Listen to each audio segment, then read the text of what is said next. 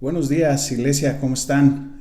Una vez más aquí reunidos, eh, no juntos, pero sí a la distancia, reunidos por su palabra, por la palabra del Señor y pues bueno, tratando de estar permaneciendo juntos, sobre todo escudriñando y estudiando la palabra del Señor. Lo cual te invito a que te estés conectando, no solamente a las reuniones aquí generales, sino también a la célula, a cada una a la célula que te corresponde, que te integres, que te conectes ahorita, y pues cuando tengamos nuevamente la oportunidad de estar juntos, pues podamos hacerlo, pues ahora sí que en vivo y a todo color, ¿no? Y pues bueno, vamos a continuar con este maravilloso estudio en el libro de Hebreos. Estamos exactamente empezando. Hemos estudiado solamente cuatro versículos, de los cuales ya nos han dejado muchas reflexiones, pero digo, de alguna manera han sido de gran bendición y prácticos para cada uno de nosotros. Por lo menos para mí en lo particular, no he dejado de darle vueltas en la semana a lo que estudiamos la semana pasada. Y pues bueno, vamos a seguir avanzando. Nada más para ponernos un poquito en contexto de lo que hemos estado estudiando. La semana pasada vimos el contexto de esta carta, ¿no? De en qué año fue escrita, por qué Pablo no fue el autor, ¿por qué los destinatarios? ¿Por qué decimos que los destinatarios son hebreos? El carácter de los destinatarios, ¿no? De los hebreos, o sea, ya juntándolo con el tema, pues podemos armar, con el objetivo, podemos armar completamente un panorama amplio de qué es lo que esta carta o el autor cuando la escribe estaba pensando y de alguna forma qué es lo que el Señor nos quiere enseñar a través de esto. Y quisiera decirte eso, el propósito de esta carta, que es la supremacía de Cristo sobre toda persona y todo sistema religioso. Y como subtemas vemos el fortalecer la confianza de los llamados, permanecer firmes en la revelación del sumo sacerdote, Dios que traspasó los cielos, que es Cristo Jesús, y como consecuencia a ello llegar a la madurez. Estos son prácticamente el tema principal: elevar a nuestro Señor Jesucristo a la posición que le corresponde de ser Dios mismo y que está por encima de todo sistema religioso, por encima de toda persona. Y pues bueno, fortalecer la confianza de los llamados, o sea, de ti y de mí, permanecer firmes, ¿no? en nuestra fe y como consecuencia de ello llegar a la madurez, ¿no? Diría Pablo, al llamado, al supremo llamamiento que es en Cristo Jesús, ¿no? Esos son prácticamente el contexto de esta carta, ¿no? Igual puedes ver la sesión anterior, la enseñanza anterior y de ahí poder verla un poco más clara. Vimos en los primeros 4 versículos algo extraordinario, digo, cómo el autor de Hebreos va elevando de ser el heredero a el creador de todas las cosas y luego Dios mismo quien pagó por nuestros pecados, ¿no? Pienso yo que va de menos a más y termina esta introducción el autor de Hebreos diciendo algo bien interesante, que dice: hecho tanto superior a los ángeles cuanto heredó más excelente nombre que ellos. Con eso termina esta introducción, lo cual nos va a servir como referencia a lo que a continuación vamos a estudiar. ¿Qué te parece si leemos y empezamos? ¿Sale? Dice: Dios, habiendo hablado muchas veces y de muchas maneras en otros tiempos a los padres por los profetas, en estos postreros días Dios nos ha hablado por el Hijo, a quien constituyó heredero y por quien asimismo hizo el universo, el cual, siendo el resplandor de su gloria y la imagen misma de su sustancia, y quien sustenta todas las cosas con la palabra de su poder, habiendo efectuado la purificación de nuestros pecados por medio de sí mismo, Se sentó a la diestra de la majestad en las alturas, hecho tanto superior a los ángeles, cuanto heredó más excelente nombre que ellos. Porque ¿a cuál de los ángeles dijo jamás: mi hijo eres tú, yo te he engendrado hoy, y otra vez yo seré a él padre y a él me será mi hijo? Y otra vez, cuando introduce el primogénito en el mundo, dice: adórenle todos los ángeles de Dios. Ciertamente, de los ángeles dice: el que hace a sus ángeles espíritus y sus ministros llama de fuego. Mas del Hijo dice: tu trono, oh Dios, por el siglo del siglo. Cetro de equidad es el centro de tu reino. Has amado la justicia y aborrecido la maldad, por lo cual te ungió Dios, el Dios tuyo, con óleo de alegría más que a tus compañeros. Y tú, oh Señor, en el principio fundaste la tierra, y los cielos son la obra de tus manos. Ellos perecerán, mas tú permaneces, y todos ellos se envejecerán como una vestidura, y como un vestido los envolverás y serán mudados. Pero tú eres el mismo, y tus años no acaban. Pues, ¿a cuál de los ángeles dijo jamás: siéntate a mi diestra hasta que ponga a tus enemigos por estrado de tus pies? ¿No son todos espíritus ministradores enviados para servicio a favor de los que serán herederos de la salvación? Este es el capítulo 1 que estaremos estudiando, del 5 al 14. Bueno, del 4 al 14 es lo que estaremos estudiando. Como ves, desde el verso 4, el autor de Hebreos hace mención a cómo es que nuestro Señor Jesucristo es superior a los ángeles. Dice, y empieza toda una reflexión acerca de cómo con contextos del Antiguo Testamento, acerca de cómo nuestro Señor Jesucristo es más que ellos. Lo cual, en cierta forma, me dejó pensando en qué es lo que el autor de Hebreos quería realmente enseñar y por qué estaba este texto incrustado aquí, ¿no? ¿Por qué hace mención el autor de Hebreos esto, ¿no? De que Jesús es más que los ángeles. Y eso me dejó mucha reflexión desde la semana pasada y esta semana, y me dejó pensando mucho. Pero antes de decir el por qué el autor de Hebreos hace mención a esto, te quiero decir que en la manera que tú y yo vemos a Jesucristo, en la posición que tú y yo lo ponemos en nuestras vidas, eso va a determinar no solamente el cómo vivimos en esta tierra, sino nuestro destino eterno. En qué posición esté Jesús en tu vida, en tu corazón, en todo lo que haces, eso va a determinar cómo vas a vivir en esta vida, y también va a determinar tu destino eterno, ¿no? Y bueno, pensando en ello, vamos a ver verso a verso lo que dice, y al final te explicaré por qué el autor de Hebreos hace esta mención o hace esta reflexión acerca de que Jesús es más que los ángeles. Solo de alguna manera pensando en esto, el autor de Hebreos hace 7 referencias del Antiguo Testamento en solamente estos versículos, ¿no? Del 4 más bien del 5 al 14, hace 7 referencias a textos del Antiguo Testamento. Y pues bueno, el autor de Hebreos, como lo vimos la semana pasada, eleva a nuestro Señor Jesucristo pues a su posición que corresponde, que es la de Dios mismo, y obvio, por encima de los ángeles, ¿no? Aunque empieza con versículos del Antiguo Testamento a resaltar la figura de nuestro Señor Jesucristo.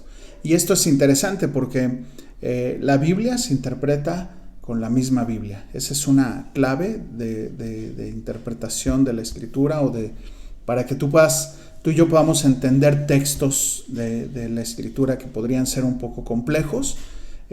Siempre tienes que tener en claro que la escritura se va a interpretar con la misma escritura.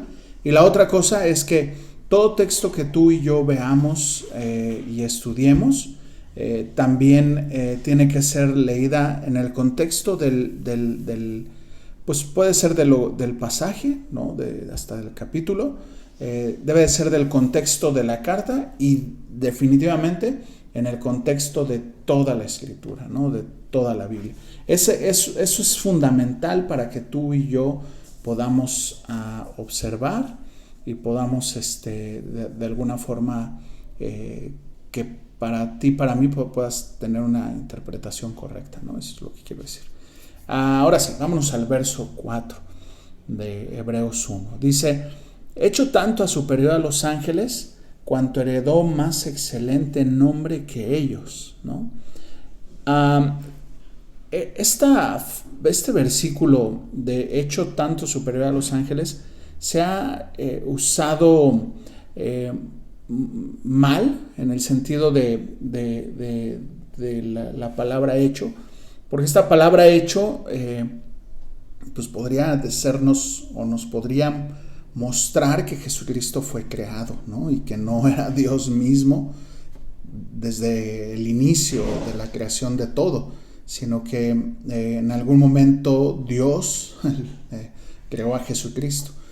Y si lo vemos desde el contexto de este versículo, sí podríamos pensar eso, sí podríamos dar categóricamente esta idea a lo que el autor está diciendo, si lo basamos solamente en este texto. Pero pues digo, bastaría irte unos versículos atrás y darte cuenta en donde dice que Él es el creador de todo y quien sustenta todo, para poder darte cuenta de que esto que está diciendo va más allá de la palabra como tal, ¿no? Y mira, vamos a ver Filipenses 2 del 5 al 11 para que podamos despejar un poquito más a qué es lo que se está refiriendo el autor de Hebreos. Dice Filipenses 2 del 5 al 11. Dice: haya pues en vosotros este sentir que hubo también en Cristo Jesús, el cual, siendo en forma de Dios, no estimó el ser igual a Dios como cosa a que aferrarse, sino que se despojó de sí mismo, tomando forma de siervo, hecho semejante a los hombres, y estando en la condición de hombre, se humilló a sí mismo, haciéndose obediente hasta la muerte y muerte de cruz. Por lo cual Dios también lo exaltó hasta lo sumo y le dio un nombre que es sobre todo nombre, para que en el nombre de Jesús se doble toda rodilla de los que están en los cielos, en la tierra y debajo de la tierra, y toda lengua confiese que Jesucristo es el Señor, para la gloria de Dios Padre. No sé si nada más con el hecho de haber leído este texto se te aclaró el panorama un poquito más. Digo, definitivamente en el momento que Jesús, siendo forma de Dios, como dice aquí Filipenses, dice que fue hecho semejante a los hombres. Entonces no está hablando necesariamente de, a ver si me dan las ideas y las palabras para poderlo decir de la manera más correcta. Pero no es que Dios haya creado a Jesús, sino que se encarnó, entonces fue hecho semejante a los hombres. Entonces, sí, en cierta forma hay una hechura, sin embargo, no está hablando de su esencia, ¿no? Como nosotros, ¿no? Antes de esta etapa, de esta esencia, no existíamos, no había nada de nuestra esencia. Y Jesús no, Jesús ya estaba su esencia antes de este plano, sino que fue hecho de manera, siendo hombre, ¿no? Siendo carne, ¿no? Como dice la Escritura, para que entonces después tomara una posición por encima de todos, la posición que ya le correspondía desde antes, ¿no? Desde antes de que esto sucediera, que es lo que está dando como idea el autor de Hebreos, ¿no? Que el Dios encarnado tenía que presentarse, el Dios todopoderoso tenía que ser encarnado para presentarse en forma de hombre y así cumplir, muchos propósitos, ¿no? Definitivamente el hecho de que el Dios Todopoderoso se encarnara, se hiciera semejante a nosotros, cumple con muchos propósitos. Definitivamente, pues pagar por nuestros pecados, ser presentado como este Cordero perfecto, que fuera revisado como lo hacían en el Antiguo Testamento, que revisaban que el Cordero que habría de ser sacrificado no tuviera ninguna imperfección. De la misma manera, Jesús, al ser hombre, podría ser observado, podría ser verificado de que estuviera perfecto. Además de eso, como dice en 1 Pedro 2:21, que nos dejara un ejemplo de como dice, siguiendo sus pisadas. Entonces, y muchos más propósitos definitivamente, ¿no? Mostrarnos un ejemplo de nuestra relación como hijos hacia con el Padre, etcétera. Una vida de santidad, no sé, tantos argumentos por los cuales el Dios Todopoderoso tenía que encarnarse. Y de esa forma sí hubo una hechura, pero en esta carnalidad, ¿no? En la idea de que se hizo hombre, ¿no? No es que no existiera desde antes, sino que ya estaba desde antes, sino que fue hecho semejante a los hombres, pero era Dios mismo. Lo acabamos de leer en Filipenses y lo vimos en Hebreos en los versículos anteriores, ¿no? En el verso 3, el cual siendo el resplandor de su gloria y la misma imagen de su sustancia, a quienes sostienen todas las cosas, y quien sostiene todas las cosas con la palabra de su poder. Entonces es Dios mismo. De eso nos tiene que quedar claro, pero fue hecho semejante a los hombres. Y después tomar la posición que él era desde el principio, Dios mismo. En fin, conclusión de este versículo. Fue hecho semejante a los hombres para después heredar un nombre más alto que aún los mismos ángeles, y más adelante veremos en el capítulo 3, aunque Moisés, ¿no? Que para los judíos Moisés representaba parte de los patriarcas, ¿no? Parte de los personajes importantes de su historia. Y de esa forma ser el mediador entre nosotros y Dios, ¿no? Dice 1 Timoteo 2:5 que hay un solo Dios y un solo mediador entre Dios y los hombres. Esa es la idea. Eso es lo que está queriendo el autor de Hebreos señalar, que Jesús fue hecho, pero hecho semejante a los hombres para después tomar una posición por encima de los ángeles. Verso 5. Porque ¿a cuál de los ángeles dijo Dios jamás? Mi hijo eres tú, yo te he engendrado hoy. Y otra vez, yo seré a él padre y él me será a mí, mi hijo. Referencia de este versículo empieza el autor de Hebreos a citar versículos del Antiguo Testamento. El versículo que aquí está haciendo mención es el Salmo 2:7. Y también es interesante que cada vez que veamos en el Nuevo Testamento una referencia acerca del Antiguo Testamento, es importante que tú y yo vayamos a escudriñar y a meditar en qué es lo que el autor está haciendo referencia, ¿no? Y la palabra que aquí nuevamente resalta es engendrado, del Salmo 2:7, a la cual está haciendo referencia el autor de Hebreos. También podría mostrarnos como que Jesús fue creado, ¿no? Nuevamente.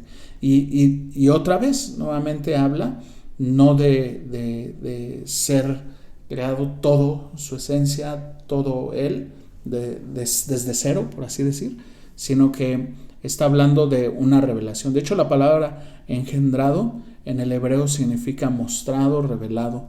Y fíjate lo que dice Pablo ante los judíos en Antioquía, en Hechos 13. Mira, acompáñame.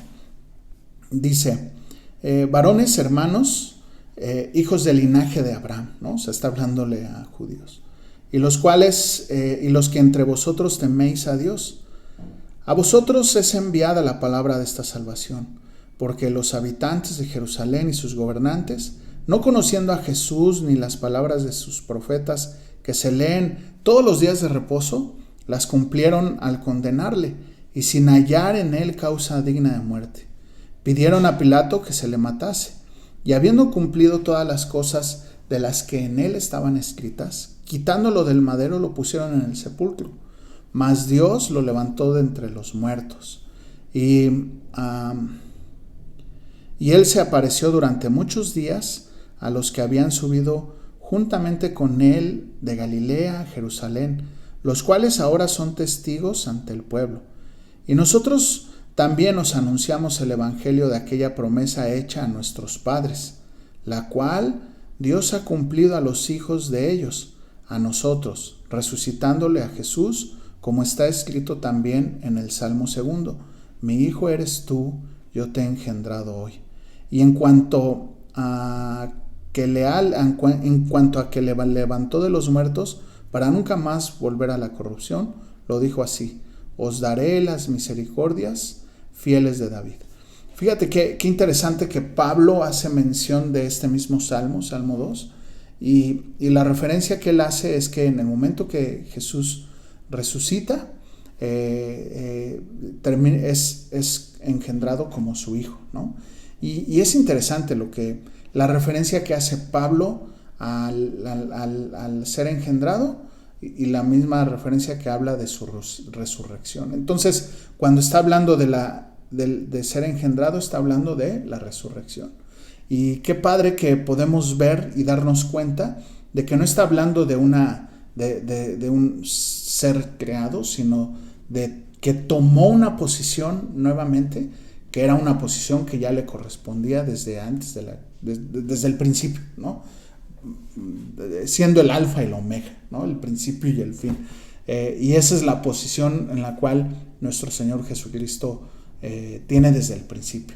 Y te digo, ¿por qué tanto el autor de Hebreos y por qué es importante que tú y yo le pongamos la dimensión correcta que tiene nuestro Señor Jesucristo? Porque eso va a determinar cómo tú y yo vivimos, y eso va a determinar, aún más importante de cómo vivimos, nuestro destino eterno.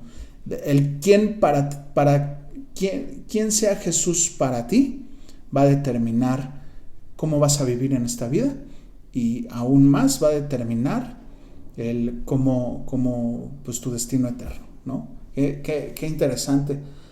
Otro pasaje que habla respecto a esto, Romanos 1, del 1 al 7, dice: Pablo, siervo de Jesucristo, llamado a ser apóstol, apartado para el evangelio que él había prometido antes de sus profetas en las santas escrituras, acerca de su hijo, nuestro Señor Jesucristo, que era el linaje de David según la carne, que fue declarado hijo de Dios con poder según el Espíritu de santidad, por la resurrección de entre los muertos, y por quien recibimos la gracia y el apostolado por la obediencia de la fe en todas las naciones por amor a su nombre, entre los cuales también estaban vosotros, llamados a ser de Jesucristo.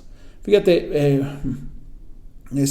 Pablo hace mención de que fue declarado hijo de Dios en el momento de su resurrección. Entonces, si tú te das cuenta, si armamos rompecabezas de estos dos versículos, que es tanto superior que a los ángeles y que fue engendrado, está hablando simplemente de tomar su posición que le correspondía desde el principio, ¿no? Y de alguna forma mostrándonos un ejemplo, ¿no? De alguna forma siendo un ejemplo que en el momento que tú y yo muramos y despertemos, vamos a despertar. Si tú le has entregado tu vida a Jesucristo y Él es el Señor de tu vida, pues vas a despertar, vas a ser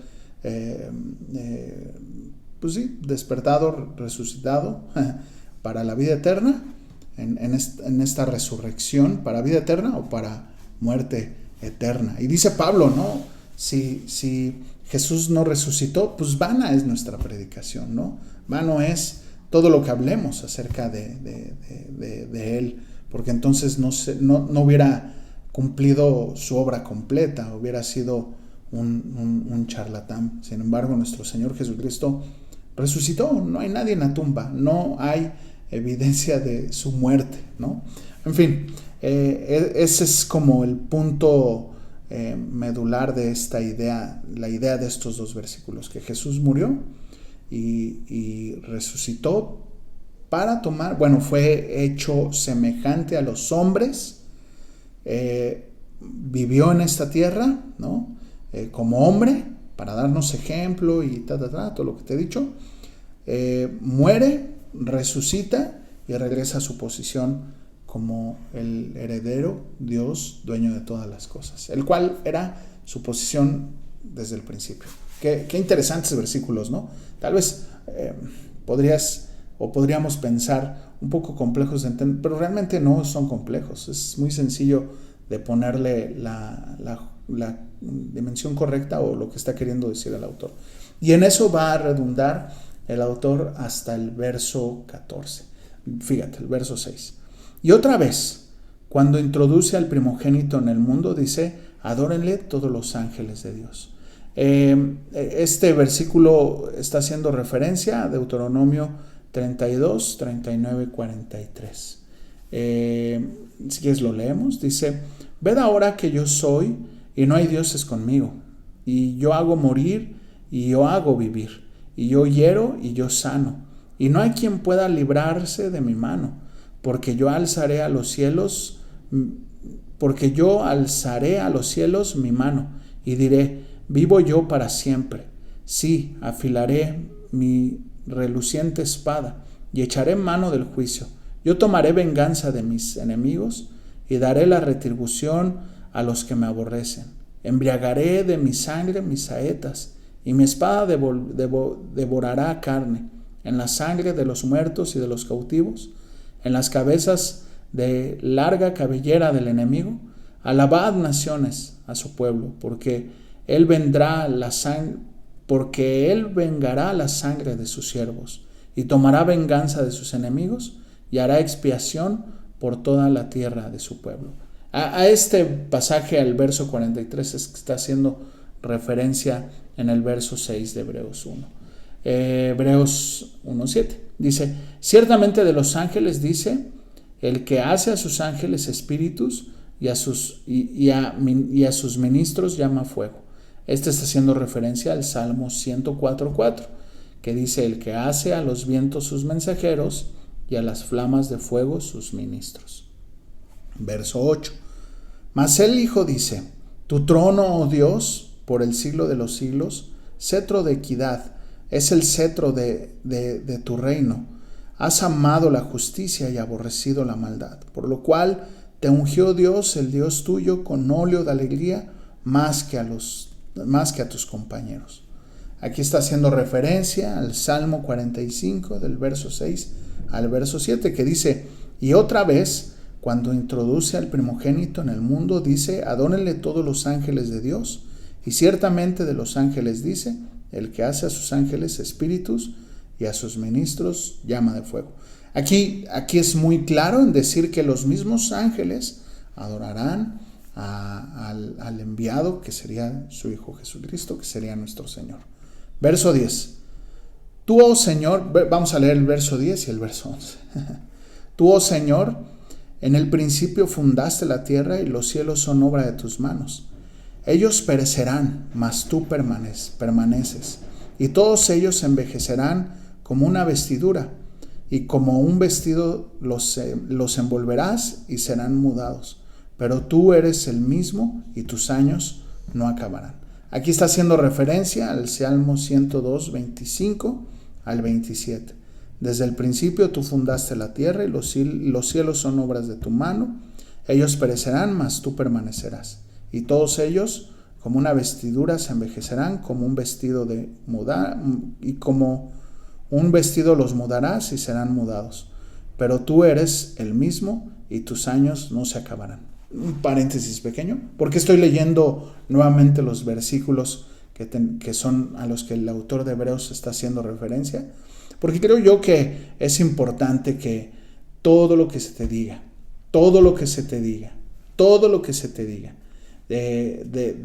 referente a Dios, tiene que ser cotejado con la palabra, ¿no? Si no está cotejado con la palabra, con la escritura, entonces no le creas, ¿no? O sea, si te vienen y te dicen: no, que Juanito que hizo y que hace y que no sé qué, bueno, pues respáldamelo con la palabra, respáldamelo con la escritura, que tenga un principio bíblico. No, que dicen que allá apareció no sé qué y que, bueno, que tenga un respaldo en la escritura. Por eso es que estoy leyendo los versículos a los cuales el autor de Hebreos está haciendo referencia. O sea, si él está diciendo que eso es lo que dice la escritura, pues veamos si sí es cierto. Y como puedes ver, sí es cierto, ¿no? Verso 13 dice: pues a cuál de los ángeles dijo jamás, siéntate a mi diestra hasta que ponga a tus enemigos por estrado de tus pies. Está haciendo referencia al Salmo 110, verso 1. Dice: Jehová dijo a mi Señor, siéntate a mi diestra hasta que ponga a tus enemigos por estrado de tus pies. Verso 14. ¿No son todos espíritus ministradores enviados para servicio a favor de los que le darán la salvación? Y con esta reflexión termina el autor de Hebreos diciendo esto, ¿no? Que son espíritus ministradores que heredarán a favor de los que heredarán la salvación. Espíritus ministradores a favor, pues, de los que son hijos del Señor, ¿no? Ahora, hay toda una ideología acerca de los ángeles, acerca de que los ángeles se aparecen y que no sé qué, y todas esas cosas. Mira, la escritura, la referencia más clara que hace acerca de los ángeles es que son mensajeros. Y definitivamente están completamente sujetos a la autoridad y soberanía del Señor. Es más, el mismo diablo está sujeto a la soberanía de Dios, a la autoridad de Dios. Entonces, te quiero decir, si mismo el diablo está sujeto, pues cuánto más los ángeles. Entonces, la verdad es que ni quiero hacer más mención respecto a los ángeles, con cuestiones que ni tienen caso que las mencionemos, porque definitivamente no es algo que sea trascendental en lo que el Señor nos quiere enseñar, ¿no? Los ángeles simplemente son mensajeros, y como dice aquí, que están enviados a favor de los que le darán la salvación, ¿no? Y al final, quien hace la obra en nuestras vidas es el Señor Jesucristo. Quien pagó por tus pecados y por mis pecados es el Señor Jesucristo. Entonces, quien merece nuestra adoración es el Señor Jesucristo, ¿no? No los ángeles, no nadie más. No nadie más que Jesucristo y Dios, definitivamente. Ahora, terminando esta idea, te quiero comentar por qué el autor de Hebreos hace mención a los ángeles, ¿no? Lo que te decía hace rato en un principio. ¿Por qué el autor de Hebreos hace mención a los ángeles respecto a que Jesús es mayor que ellos? Y Hechos 7:38 nos va a abrir un poquito más el telón de por qué eso. Mira, dice, es la defensa que está haciendo Esteban en el momento que va a ser apedreado, y hace mención de la misma manera que el autor de Hebreos, de la misma manera que en Mateo vemos como Mateo, a la hora que escribe este evangelio, esta carta del evangelio de Mateo, hace muchas referencias al Antiguo Testamento porque la audiencia es judía, es hebrea, ¿no? De la misma manera Esteban, mira, dice: este es aquel Moisés que está hablando de Moisés, dice: este es aquel Moisés que estuvo en la congregación en el desierto, con el ángel que le hablaba en el monte Sinaí, y con nuestros padres, y que recibió las palabras de vida para darnos. El punto que quiero resaltar es que en la tradición judía, los judíos creían que el que les había dado los mandamientos, quien hablaba con Moisés en el monte Sinaí, era un ángel. Digo, tú y yo que estudiamos recientemente el libro de Éxodo, pudimos no solamente ver, sino cotejar que quien hablaba directamente con Moisés era Dios mismo, no era un ángel. Pero la tradición judía pensaba eso, por eso es que Esteban hace mención a que un ángel le daba hablaba con Moisés en el monte Sinaí, cuando realmente quien hablaba con el Señor en el monte Sinaí era Dios mismo. Aunque podrían haber pensado que era el ángel de Jehová, ¿no? Que en otros pasajes se menciona, que a su vez en varios pasajes hablaba de una cristofanía, que era Jesús en el Antiguo Testamento, ¿no? O todavía no revelado en la figura encarnada, como lo dice Filipenses, ¿no? ¿Sí es Filipenses? Sí. Sí, hay que cotejar de que sí sea, ¿no? No vaya a ser que me saque de la manga los versículos. En fin, lo que el autor de Hebreos está queriendo mostrarles a los hebreos, no les está queriendo decir es que Jesús, el mensaje que Jesús tiene es más grande, más importante y es muchísimo más mayor, tanto el mensaje como él, mensajero Jesús, que los mismos ángeles. Y está queriendo tirar uno de los argumentos religiosos que ellos tenían acerca de los ángeles, que los tenían como personas, como seres predominantes y supremos. Y lo que está queriendo el autor de Hebreos mostrarles es que Jesús es hecho mucho mayor a los mismos ángeles. ¿Con qué? Con argumentos contundentes del Antiguo Testamento, que para ellos eran sumamente importantes, ¿no? Ahora, quisiera yo terminar esta enseñanza con lo siguiente. Como veas a Jesús, en la posición que tú la veas en tu vida, en la posición que tú lo pongas, eso va a determinar el cómo vas a vivir en esta vida y va a determinar tu destino eterno. Muchas personas ven a Jesús como un maestro, como un hombre que expresó muchos buenos valores, como un profeta, como un filósofo. Pero sabes que Jesús es mucho más que eso. Jesús es Dios mismo encarnado, y es la fuente de toda la autoridad de parte de Dios, y definitivamente es Dios mismo, ¿no? Y para eso te quiero dar algunos versículos. Son varios versículos que quisiera que tú los leyeras, meditaras y pudieras armar el rompecabezas. Como te decía en un principio, si tú y yo leemos un texto fuera del contexto, pues va a ser un desastre, ¿no? Se me vienen a la mente versículos que se han sacado del contexto, pero esos los tocaremos otro día. Solamente te quiero dar unos versículos acerca de cómo Jesús es Dios mismo y cómo Jesús es la autoridad máxima de toda religión. Y como dice ahí en 2 de Timoteo, hay un solo Dios y un solo mediador entre Dios y los hombres, Jesucristo. No hay otro mediador, no hay una religión, ningún tipo de religión que te pueda acercar a Dios. Solamente hay una persona que es Jesús, y Él dijo: yo soy el camino, la verdad y la vida. Nadie viene al Padre si no es por mí.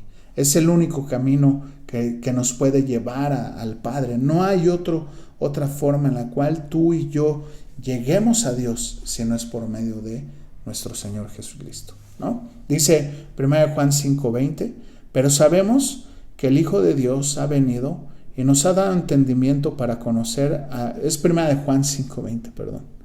1 Juan 5:20, pero sabemos que el Hijo de Dios ha venido y nos ha dado entendimiento para conocer al que es verdadero, y estamos en el verdadero, en su Hijo Jesucristo. Este es el verdadero Dios y la vida eterna. Hijitos, guardaos de los ídolos. Amén. Fíjate cómo Juan hace mención que es el Hijo de Dios, pero este es el verdadero Dios y en él está la vida eterna. Y luego termina: hijitos, guárdense de los ídolos, ¿no? Porque definitivamente es muy fácil crear ídolos y dirigir nuestra adoración a algo que puedas tú pensar, pretender, creer que eso te va a salvar o que es tu intercesor hacia con Dios, y no lo es. El único camino, la verdad y la vida es Jesucristo. ¿Y sabes qué? El día de hoy hay tantas filosofías, tantas religiones que piensan que son el camino a la vida eterna, a la salvación, a estar terminando este plano, llegar a un nivel más alto, qué sé yo, tanta tontería. Y ¿sabes qué? Te quiero decir, muy claramente, el único camino, la verdad y la vida es Jesús. Y en la manera que tú lo veas, vuelvo a repetir, va a determinar quién eres, cómo vives esta vida y va a determinar tu destino eterno. Jesús es Dios, no es Chuchito, no es el de arriba, es el Señor de todo lo que vemos, Creador, el que sustenta todo, y espero que sea también tu Señor. Tito 2:13. Guardando la esperanza bienaventurada y la manifestación gloriosa de nuestro gran Dios y Salvador Jesucristo. Mira, Tito dice, guardando la esperanza bienaventurada y la manifestación gloriosa de nuestro gran Dios y Salvador Jesucristo, ¿no? Hace mención a Jesucristo como Dios y como Salvador, ¿no? Juan 20:28. Entonces Tomás respondió y le dijo, Señor mío, Dios mío, ¿no? Cuando le dice, si no crees, pues pasa tu dedo por medio de mis llagas. Y entonces en el momento que lo ve y lo coteja, dice, Señor mío, Dios mío, ¿no? Tomás hace mención a Jesús como Dios mío mismo. Colosenses 2:8-9. Mirad que nadie os engañe por medio de filosofías y huecas sutilezas, según las tradiciones de los hombres, conforme a los rudimentos del mundo, y no según Cristo, porque en él habita corporalmente toda la plenitud de la deidad, ¿no? Que nadie te engañe con filosofías y huecas sutilezas, ¿no? Según las tradiciones de los hombres, como dice, según las tradiciones de los hombres, sino que en Cristo habita corporalmente toda la plenitud de la deidad. Él es Dios, ¿no? Digo, más claro ni el agua, ¿no? Desafortunadamente, he pensado esto por mucho tiempo cuando pensamos en, no, me voy a conectar conmigo mismo, para estar yo bien conmigo mismo, me voy a conectar con mi yo interior. Nadie dice nada, ¿no? Todos, no, qué padre, luego me invitas, ¿no?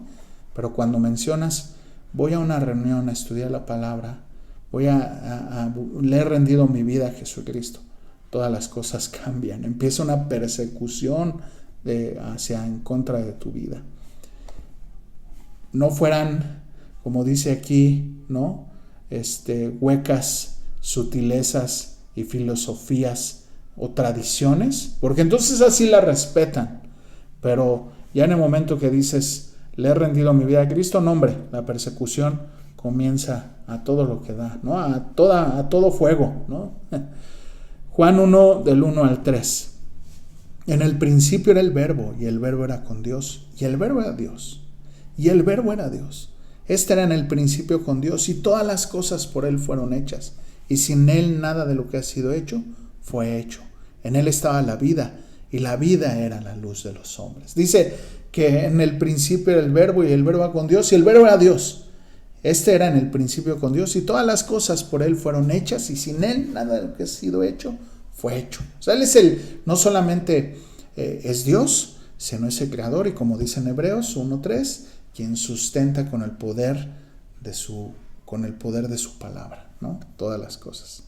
Romanos 9:5, de quien son los patriarcas y los cuales según la carne vino Cristo, el cual es Dios sobre todas las cosas, bendito por los siglos de los siglos. Amén.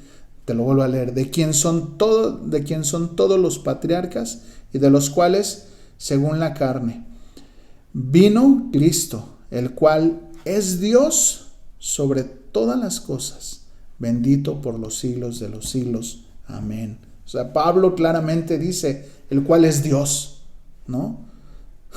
Sobre todas las cosas. Bueno, te voy a leer otro versículo. 1 Juan 5:7. Porque tres son los que dan testimonio, el Padre, el Verbo y el Espíritu Santo, y estos tres son uno, ¿no? Fíjate, qué interesante. Colosenses 1:17. Y Él es antes de todas las cosas, y todas las cosas en Él subsisten. Él es quien las sostiene, ¿no? Cantidad de versículos que hablan acerca de la deidad de nuestro Señor Jesucristo, de que Él es Dios, Él es el Señor, Él es quien sostiene todas las cosas. Él es el que con el poder de su palabra sustenta todo el universo. Él es tu Padre. Él es nuestro Padre. Él es quien pagó por nuestros pecados.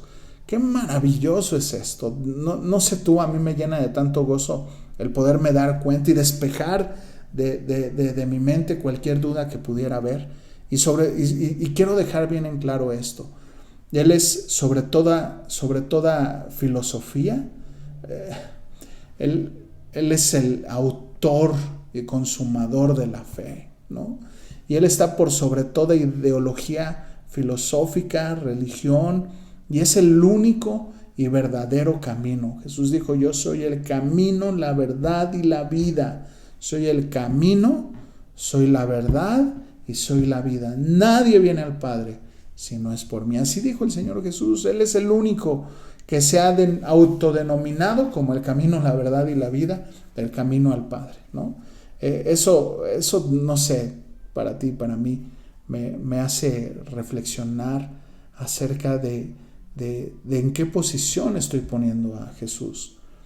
Como te vuelvo a decir, quítate de tu lenguaje, si es que así es, el decir es Chuchito, es el de allá arriba, es mi compadre, es mi amigo. No. Es Dios mismo. Es Dios mismo. Es el creador de los cielos. Y eso va a determinar quién eres, cómo vives y tu destino eterno. Romanos 10:9 dice que si confiesas que Jesús es el Señor y crees de todo corazón que Dios lo levantó de los muertos, serás salvos. No es una confesión de fe, porque dice que hasta los demonios creen y tiemblan, ¿no? No es solamente una confesión de fe y nada más. En Mateo 7 dice: no todo el que me diga Señor, Señor entrará en el reino de los cielos, sino habla de realmente rendirte al señorío de Jesucristo. Él es el Señor y yo obedezco. Él es el que manda y yo obedezco. Él es el que dirige mi vida o debe de dirigir mi vida. Ahora mi pregunta es, ¿la está dirigiendo? ¿Realmente es el Señor de tu vida? ¿Realmente es quien manda? ¿Es el que tú, cuando tú tomas decisiones, lo consideras a Él como tu Señor, como el quien va a regir tus caminos? ¿O solamente es de labios para afuera? Por eso te digo que no es solamente decirlo, porque decirlo pues no tiene... De lengua me como un taco, 2, y yo me echo hasta 10 de lengua. Y hay unos de lengua muy buenos que luego te diré dónde hay. De lengua yo me como un taco. Pero ¿sabes qué? Definitivamente no es de palabra, es de hechos. ¿Realmente estás queriendo hacer su voluntad? Hay un pasaje que dice: encomienda al Señor tu camino y Él enderezará tus veredas. Pienso yo que el encomendar al Señor tu camino, siempre pensé en encomendar: Señor, aquí están mis planes, aquí te los dejo, pues tú fírmale. No se trata de eso. Se trata de: Señor, este es el plan que yo tengo. Porque pues es bueno planear, ¿no? Este es el plan que yo tengo. Pienso cambiarme de casa, pienso hacer esto. Pero ¿tú qué dices? Si tú dices que no, es no. O por ejemplo, me voy a casar, ¿no? Y si Dios te dice que no es esa persona con la que te vas a casar, ¿te echarías para atrás? Aún estando a punto de la ceremonia o de firmar en el civil, ¿estarías dispuesto a decir: si tú, Señor, dices que no, es no?